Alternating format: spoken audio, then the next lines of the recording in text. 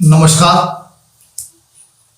आज फिर से एगो कहानी लेकर रसवन के सामने हम हाजिर बानी। अगर हमार कहानी अच्छा लगी तो हमारे चैनल के रोरा सब लाइक करी, सब्सक्राइब करी। धन्यवाद। आई सब कहानी सुनी।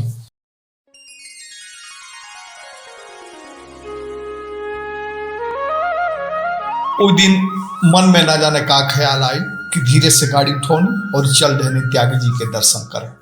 मन में वहाँ के पद प्रतिष्ठा और पारिवारिक संरचना के लेकर बड़ी उम्दा खाकार है कि वहाँ का प्रतिष्ठित पद से रिटायर बानी। दो गो लड़का दोनों पढ़े में टापर रहा, वो कहीं ना कहीं अधिकारी बन गए हुई। मोटहन पेंशन मिलते हुई त्यागी जी के अंतिम समय बड़ी आराम से बीतत हुई। नौकर चाकर लागल हुई, कोनो बात के गंजन ना हुई। मन में बुझाओ कि लगभग 30 बरिस बाद वहाँ से भेंट होता तो काजन वहाँ का हमके चिन्हत कि ना। खोजत वहाँ की गांव गई, लोग से पूछत वहाँ के घरे गई, लेकिन वहाँ की स्थिति देख के बड़ी दुख भई। वहाँ के अकेले मैल कुचैल वस्त्र पहले लकड़ी की चूल्हा पर भोजन बनावत रहनी देख के हम दंग रह गई। राम स्वरूप त्यागी जवाहर इंटर कॉलेज के प्रिंसिपल पद से रिटायर आदमी आज ये अवस्था में हुई। हम सोचल हूँ ना रहनी, क्यों आगे पीछे ना, एकदम अकेला। जीवन संगाती मेहरारू भी 2 बरिस पहले मर गई रहली। गोर दग दग चेहरा झांवर हो गए रहे। ना चेहरा पर ऊ रुआब, ना देही में ऊ अकड़न और ना आवाज में ऊ कड़क जौन प्रिंसिपली की बेरा रहे। जब जाके हम आवाज दहनी तो वहाँ का हम जो नज़र उठा के तकनी, हम तो देख के दंग रह गई नी कि लगभग 30 बरिस पहले देखल लड़का के भी वहाँ का तनिको ना भटभटनी, नाम सही चिन्ह गई। हम वहाँ के पाँव छू के गोड़ लगनी और वहाँ का चूल्ही से तनी हट के एगो बोरा बिछा के कहनी, हाँ बैठा। पलथी मार के हम बोरा पर बैठ गई और हाल चाल होखे लगा। बात जब आगे बढ़ल तो हमारा ना रुकाई और पूछ दहनी, गुरुजी रात दोनों जने लड़का प्रेम शंकर और उमा शंकर कहाँ बालों के अपनी हाथ रसोई बनावता नहीं। सुनते वहाँ का ही आ गई। क्षण क्षण चेहरा के भाव बदले लागल। पहले रोष आए, फिर मुस्कुरात कहे लगनी, 2 आदमी पोसनी, बड़ी तपस्या करे के पड़ल। अपने उपास रह के ओकने के खियौनी, अपने उघार रह के ओकने के पहिरौनी, ओकने के भविष्य खातिर अपनी वर्तमान के डेगे डेग पर हत्या करे के पड़ल। लेकिन जब हमार गाढ़ पड़ल तो दोनों साथ छोड़ दिले।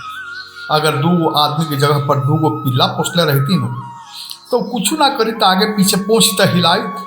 लेकिन अरमान की बलि से पोसाइल वो आदमी अब हमरा के आँख दिखावता, कहता कि तू का कैला बड़ा।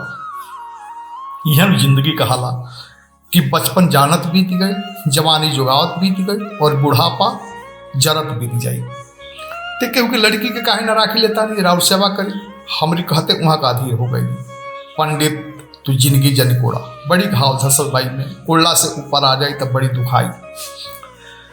दबल बात दबल रहता, कहत वहाँ का रोज से तड़प उठनी, हमार धन बेटा के है, हमार कमाई बेटा के, हमार रुपया पैसा खेत बाड़ी धन दौलत सब बेटा के है, लेकिन हमार देह बेटा के ना है। ओकरा ना हमार खाए पियल अंगेज बा, ना ओढ़ल पहिरल अंगेज बा, ना हमार सुख दुख अंगेज बा। कहत भर भर आँखें आंसू आ गए, मुँह टेढ़ हो रोत विदुर कट गए। आंसू के पोंछत मुड़ी नीचे कैले, चूल्ही में लाउन जुड़ला के बहाना करत चुप हो गई। थोड़े देर बाद जब फिर मन संजत भइल तो भीतर के वेदना बाहर निकले खातिर तड़प उठल और कहे लगनी, परी रहली हमने की बुढ़ापा के बहुत बड़हन सहारा रहली। हमारा आपन बेटी ना, लेकिन अपना से तनिको कमो ना रहली।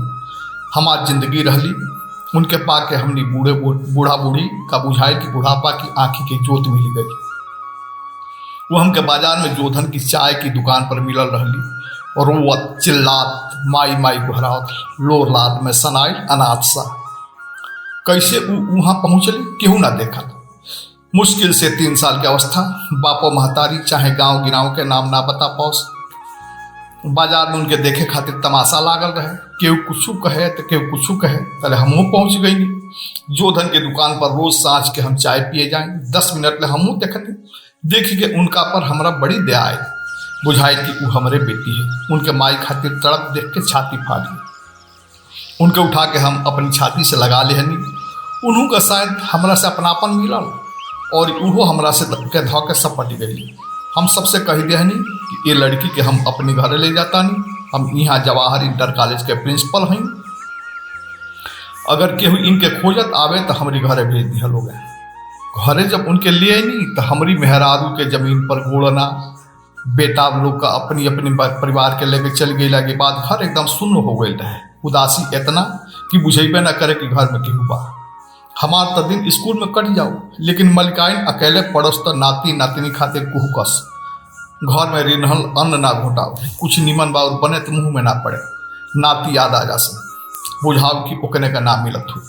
बुझाए के तो हमरो बुझाओ, लेकिन हम मरद मानस अपन आंसू पी जाए, जबकि मलिकाइन बिना आंसू टपकौले ना रहस।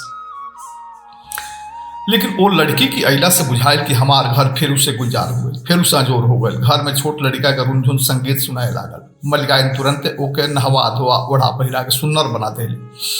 एक बाद हमके रुपया थमावत कहली कि जाए केहू के होखस बेटिए न होई, इनके ओहार दिया तो हम लोग का ओहार मिली। इनके रुआ आशीषी तो हमरो लोग लड़का का कोनो गंजन ना हुई। जाए एक खातिर निमन दूगो कपड़ा ले आए। जाके कपड़ों की न्यान देहनी। उनके नाम करणों हो गई परी। परी सही में परिये रहली, एकदम गोर उज्जर भभुक्का, घुंघराल बाल, कमल की जैसन लाल लाल गाल, मिर्गा जैसन बड़े बड़े करिया करिया आँख। इतना सुनर रहली कि जगर नाहियो खिलाओ के मन होखे वो रुक के तन खिला ले।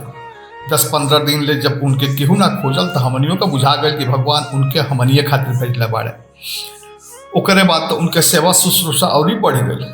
उनके गोड़ के रुनझुनवा पायल किनाए, हाथ के बाला किनाए, उन्हीं की सवाखन की सामान से घर भर गई। परी जब रुनझुनवा पायल पहिर के छोट छोट गोड़ से ठुमुक ठुमुक चलस तो पायल के छम छम से घर में बुझाव की इंद्रासनी संगीत बाजाता।